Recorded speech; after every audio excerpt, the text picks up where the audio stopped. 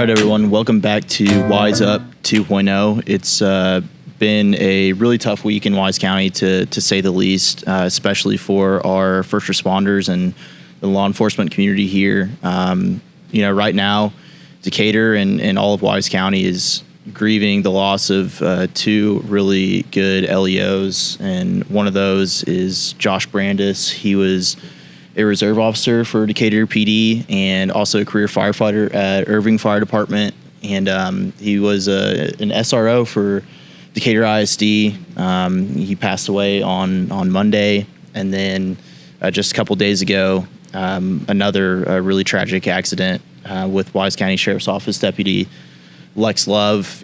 He was on duty, trying to help someone else out, just like they always do, trying to get to another really bad accident. And, he passed away too. And he was a former member of Decatur Police Department. And, I didn't know either of these guys personally. Like I was telling, our guest here, they're two guys that I recognize the names and the faces because they were the, ultimate community policing types. They're always out and about, always, helping out the community and contributing, whether it be a national night out or, going out to the schools or at football games, whatever. I just wanted to open up and say that,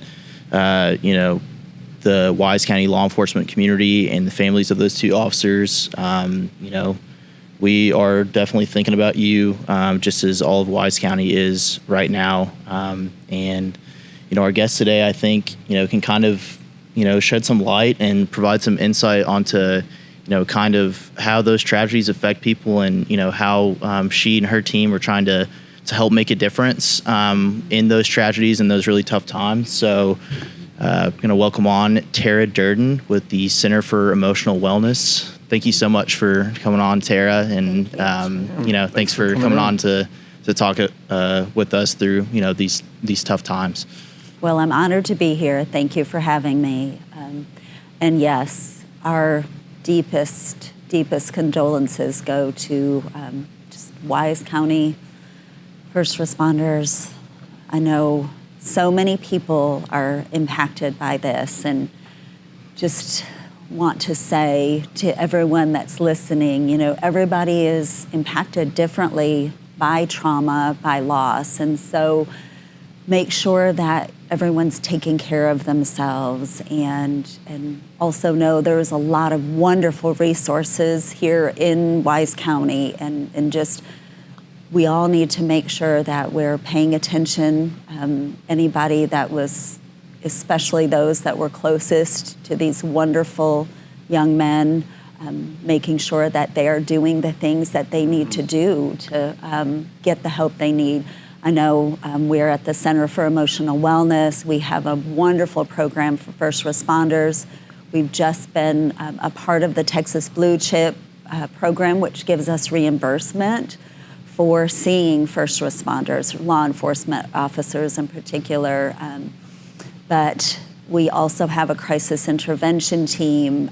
So if your department or company is impacted by grief and loss, we want to support you. So I just want to start out by saying, we're keeping both departments in our thoughts and prayers, but also please don't hesitate to reach out for the support everybody needs. So, yes, ma'am, to kind of go off what you were just talking about, having the first responder program, but especially the newly Blue Chip program, how does that work? What can police officers do? Where can they get these Blue Chips? Well, first of all, we highly encourage each agency to reach out, and I've got the contact information at the office. They're just going to email somebody within the Texas Blue Chip program, and they're going to send out physical Blue Chips. Okay. And on the back of each Blue Chip is a serial number, and so they'll just leave these baskets of Blue Chips around their department, so that any law enforcement officer can just grab a Blue Chip, no questions asked. They don't have to report it to anybody, and then they just can look up at the different counseling centers. There's a little app that shows, and you can pull up the different counseling centers that accept these, that are a part of the program. We're hoping that all of the counseling centers in Texas will get on board because it's so important. But they will just bring that in, they'll give us the blue chip, and we will submit that. Everything's completely anonymous. They also have the option of downloading the Lone Star Readiness app. There's a username and password that goes across the board. Everybody has the same one, so they can pull up the virtual blue chip, and they just show us the QR code, and we submit those invoices at the end of the month to the Texas Blue Chip program. It's phenomenal. We've been seeing law enforcement officers and first responders, and without reimbursement, because we believe that that need is so great. We're excited that we'll be able to, because it helps us to continue the great work we've been able to do. Yes, ma'am. Well, we actually plan to bring Terra on to speak about just with Breast Cancer Awareness Month this month, and some big events like Tough Enough to Wear Pink coming up, and to shine a light on the Tough Enough to Wear Pink Cancer Center, and then just blindsided by these terrible losses this week, and so kind of glad that you've been able to share about this great resource that our first responder community has here locally in Decatur. I did want to ask, I feel like it's been kind of a journey the past year to keep offering these great services for the Center for Emotional Wellness and Tough Enough to Wear Pink, just with some of the changes at the hospital. Can you kind of walk us through what this last year has been like? Absolutely. And while we were, of course, honored to be a part of Wise Health System, us becoming an independent counseling center has been a very exciting, and some challenges along the way. We're still in the process of getting credentialed, and we're still, we are really, of course, want to support adults and children of all ages. We are strongly invested in the first responders and veterans. It's going to be a little while still before we completely get all of our insurances coming through. But we're very blessed. Twisted X, of course, we can't even begin to talk about the Tough Enough to Wear Pink program without them. They are the reason that we have that. They support and provide the financing so that we can offer that amazing program.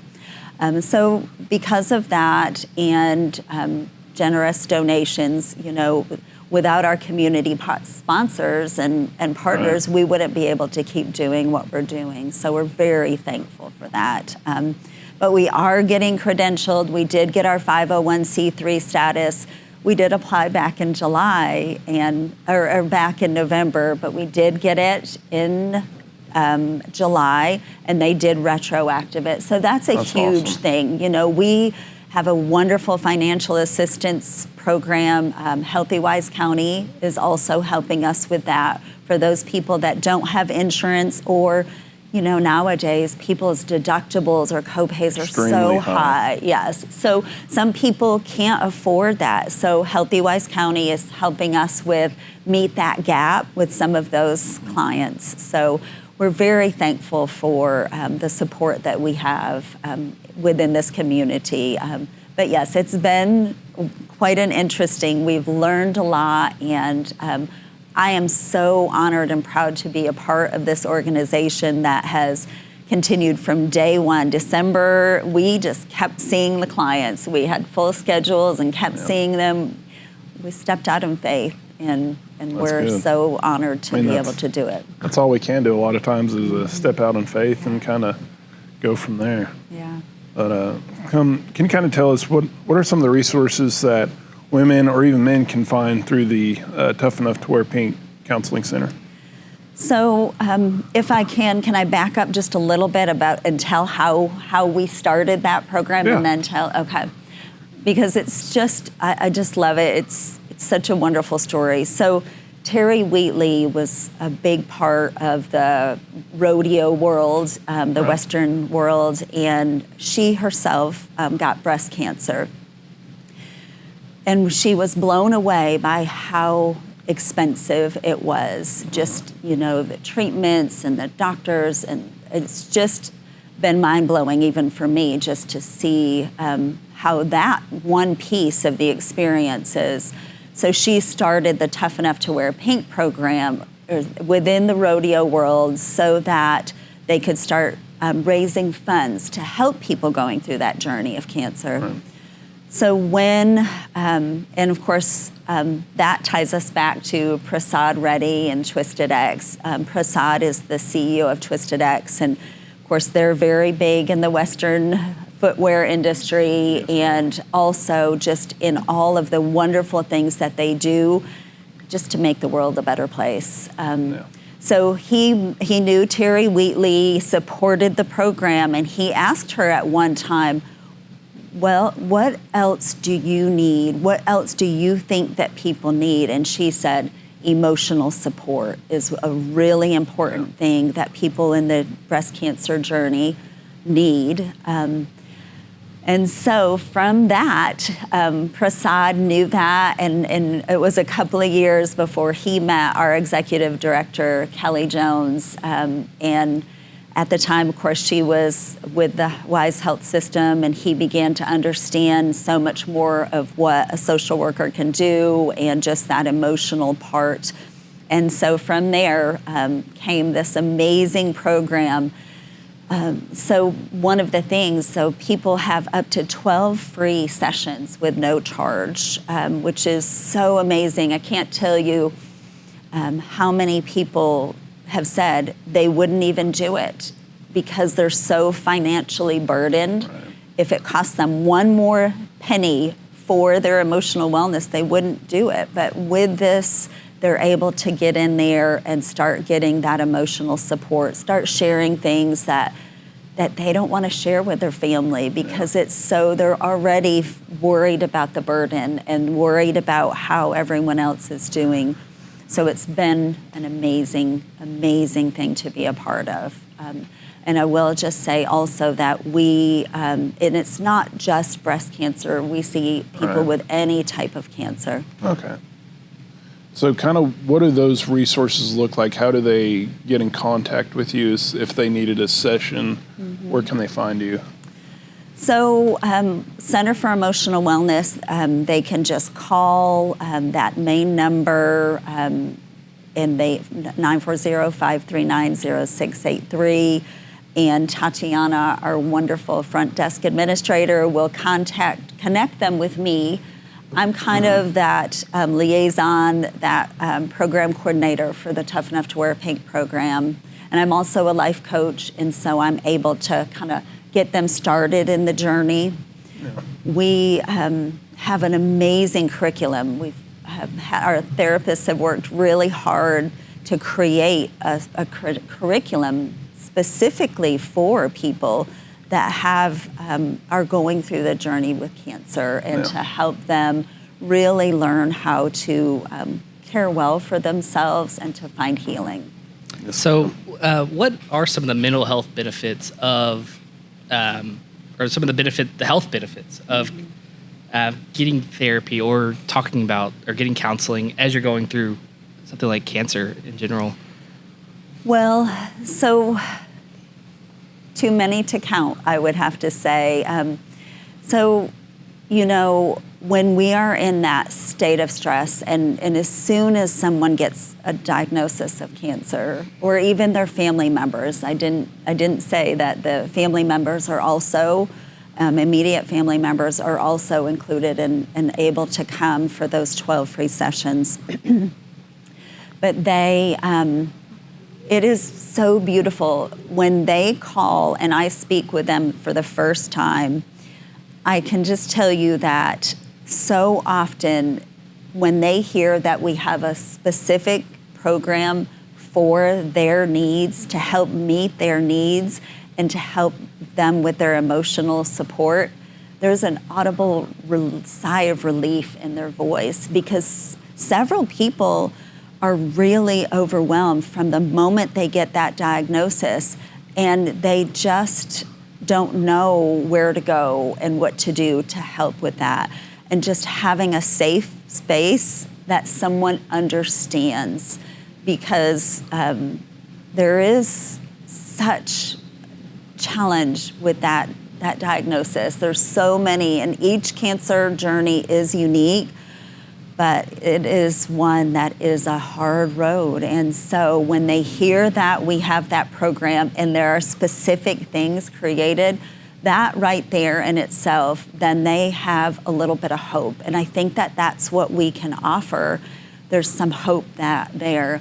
And also just we can help people to learn to navigate their thoughts and feelings in a little bit healthier way. So many times we think that, we get in our head and we're just constantly ruminating on the problem. And where our focus goes, our energy flows, and so we're focusing all of our energy on the fear or the overwhelming hurdles that we have. But through some of these amazing tools and through talking about and sharing about it, then they can find some sort of balance in their world that feels so, in upheaval. Yes, ma'am. So kind of going off of that, is there a story that you can share of a client who has utilized your services and kind of like success story? Gosh, so many. And so one of the most amazing parts of our program is that we also try to help them with, say they need resources or they need, just something extra. Like we've connect them with financial assistance. We can connect them. We helped someone in the beginning move to Michigan because that's where her family was. So we tried to help her line up. Another wonderful partner, they helped. We've gotten, we had a lady that she had to her bed was kind of broken and it was really low. And so it was painful for her to get up and down. So we were able to find someone to get her a bed. So we're trying to meet all of those needs because we want to address the whole person, right? We have so many things in life, but one of the things that comes to mind when you ask me that question, this was a younger lady that had been through some quite challenging things, and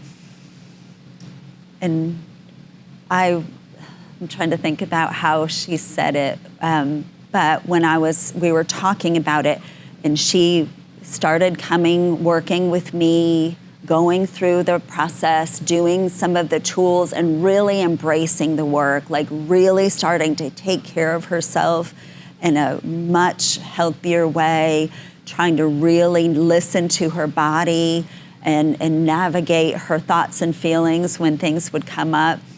And so, I don't know, we were 5 sessions in, maybe longer than that. And she told me that she would not change a thing in her journey with cancer because she had become so much emotionally healthier that she wouldn't change a thing because she was so thankful to where she had gotten to for herself. With the nature of y'all's work, I know that y'all follow these clients basically often through their whole cancer journey, which I know can be probably really rewarding to see, the benefits, and also can also be, heavy if, when there is a loss. How do you handle that? And what is the nature of this work like for you? So, you're so right. The journey is really rewarding and painful. Just to take a moment just to honor the beautiful souls that we have gotten to walk alongside. Each person is a gift, into our lives, and we just get to be with them at a time where it's hard. And some of them we have lost along the way, but they have forever changed who I am and forever changed our therapist. So I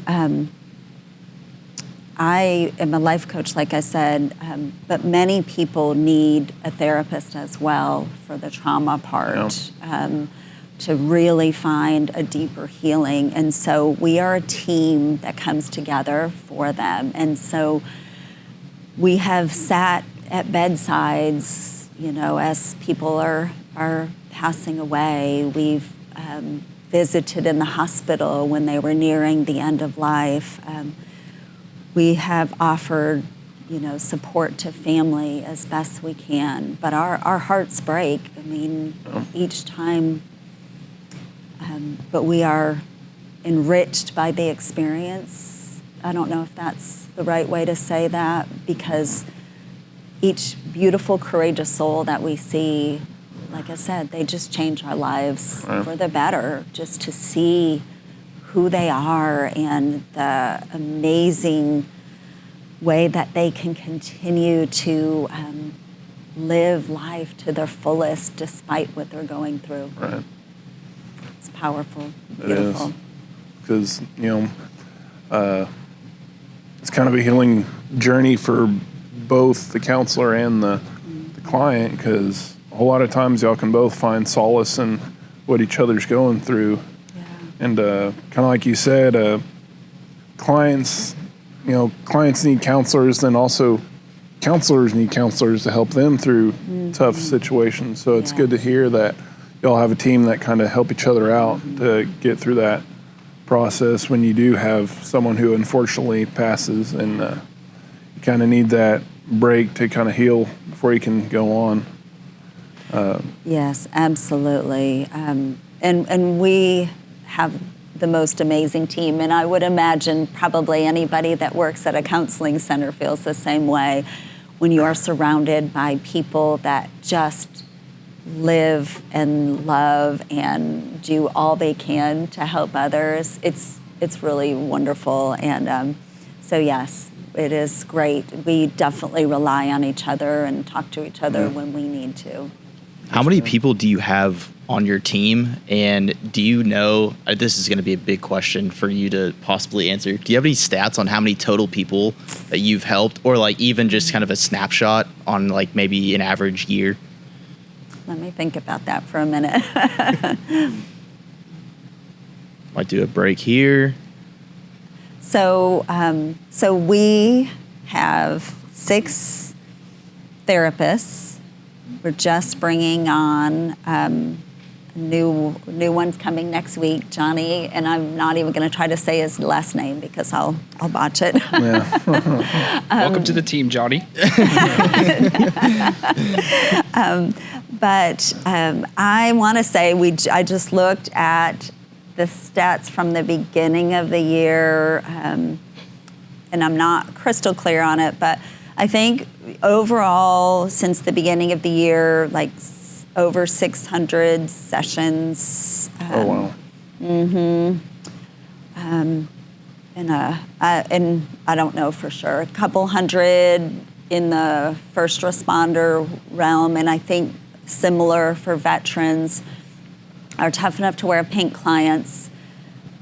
From when I started, I think we've been able to see around 100 or right over 100, but we have, I think, this month had 33 or so sessions for the Tough Enough to Wear Pink program. That's awesome. That's amazing. Yeah. Not this month. I'm sorry, last month. That's We're still early in yes, this ma'am. month, but yes. So thankful for that. So kind of moving forward, does the center host any events to kind of bring awareness to y'all's breast cancer, counseling sessions that y'all provide, and to the resources that y'all have? We have not really done anything as far as, like we recently just had a suicide awareness walk. Okay. Yes, ma'am. Of course, highlighting and bringing awareness to mental health and suicide prevention. But we really haven't done anything big like that regarding, the cancer program or anything like that. It's a great idea, though. I think we should do something like that. Oh, yeah. That I actually got to take some photos of the suicide awareness walk. I think it's a really special event. I thought it was interesting to see how people could kind of put on those bead necklaces, which represented, maybe their walk with mental health and suicide. And I think that probably allowed people to kind of open up and talk with one another, especially if they had matching bead colored necklaces, because I think it kind of, how was it kind of separated out with those necklaces, I guess, with I know it's like, had a family member who is committed suicide, or maybe I've considered it myself, that kind of thing. So can you kind of walk me through a little bit about that event and just kind of how that is a tool to maybe get people to, talk about what they're going through? Absolutely. And thank you for coming and being a part of that. The pictures were great. So we love that Suicide Awareness Walk. It was our third one this year. And we truly believe that as a community, we can break that stigma surrounding mental health. We all suffer, right? We all have different walks and different journeys. And so often we allow our pain to isolate us and pull us away. We feel like we may be the only ones that are feeling this way. And often we're sabotaging ourselves because we're in that state. And instead of giving ourselves grace and talking to someone about it, when we connect with others and let them know that we're struggling, there's so much healing just in that can take place. And that's where hope can come in. So we're just wanting to get that information out there, like help everybody to start thinking about how they're thinking about their seasons of struggle. And so the walk is a really wonderful way to do that. And also the other part of that is people that have lost someone to suicide. There is so much around that. And I don't want to use the word shame, but there is some of that, right? And that is so heartbreaking because that should be something, if someone loses a child or loses a loved one by other causes, then often they feel great comfort in talking about that loved one.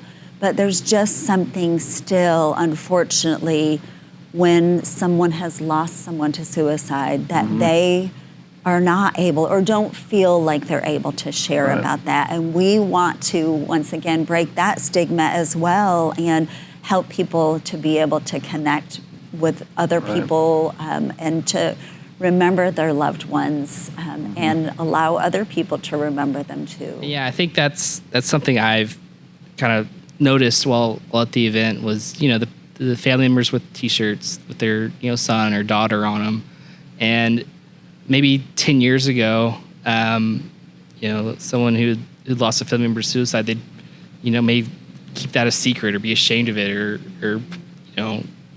not something where you go out in public and have that loved one's, face on their T-shirt. But now I think there's been some perception change. Have you noticed kind of a shift in how, I guess the awareness around suicide is that changed at all recently, you think? I certainly hope so. And I do believe that it is changing. I love that we are seeing more, a lot of children and teens. And so my hope is that this, upcoming generation of young people will be more open to addressing, that old stoic idea of, no, you just have to keep it all down and hold it in and bear it on your own is kind of peeling away. I'm hopeful. We definitely, like I said, we see more openness, I think, and we're very hopeful that that's changing. And we'll just keep, I mean, I think talking about it like this, having a platform where we can talk about that, the more people hear it and the more people are exposed to that, perhaps when someone goes through a challenge, you know, they're going to be more inclined to think about opening up about that and realizing it's just a normal part of being human. Well, I think just talking today, it just shows how much involvement y'all have from the breast cancer program to first responders to, you know, raising awareness about mental health. Y'all are busy around here, and I think y'all are making a difference in Wise County for sure. Good. For those who don't know, where can they find you? So we are located at 1602 West Business 380.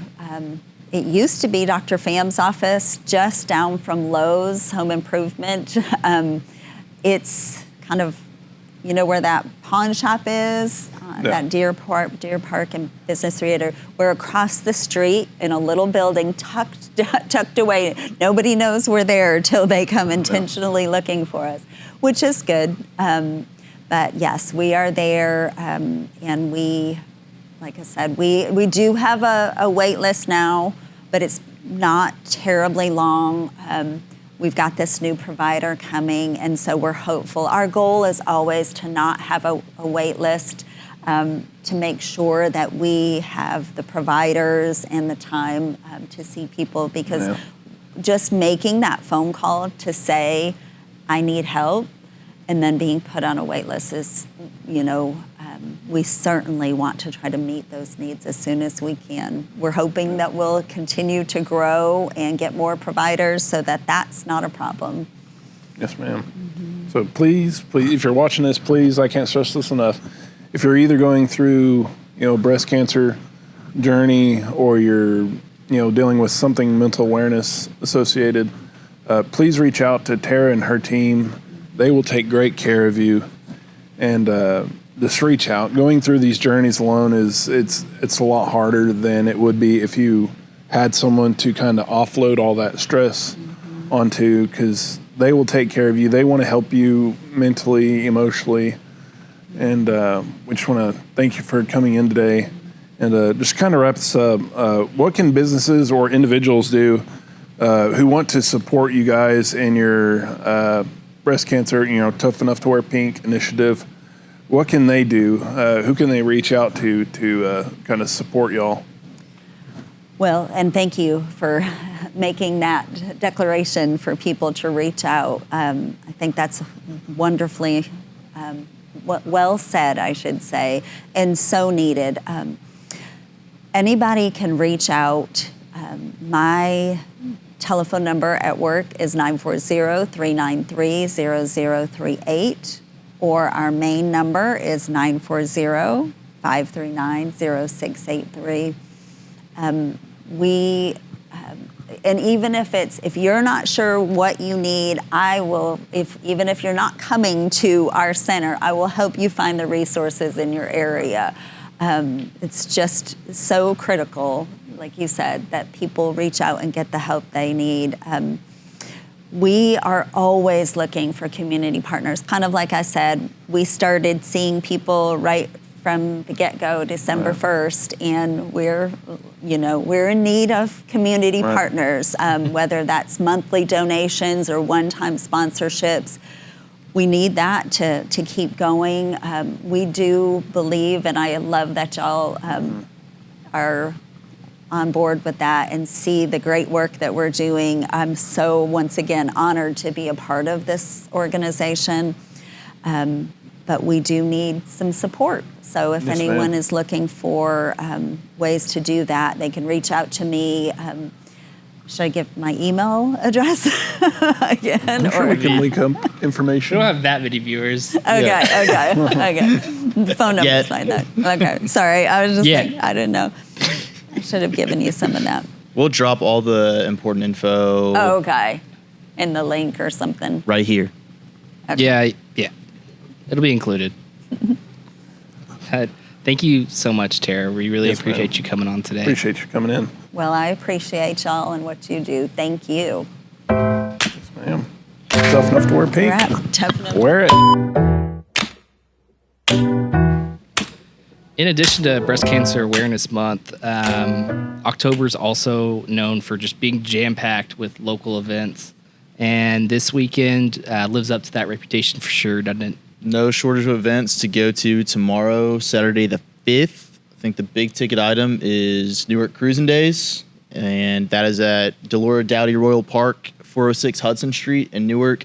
And that's the yearly event that helps raise all the money for their fire department. I think if you live in Wise County, you know how vital a good volunteer fire department is to just like being safe in a well-running community. And those guys and girls down in Newark, they cover areas of Wise and Tarrant. So it does a lot of good for them. There's going to be a parade that starts at 10 a.m. sharp, according to this flyer. Carnival games, bumper cars, food trucks, a Ninja Warrior course, allegedly. I don't know. But you'll definitely want to show up to see Wise County and Open to Nashville's. I don't know if it's the Ninja Warrior course. Yeah. I don't think you can get on it.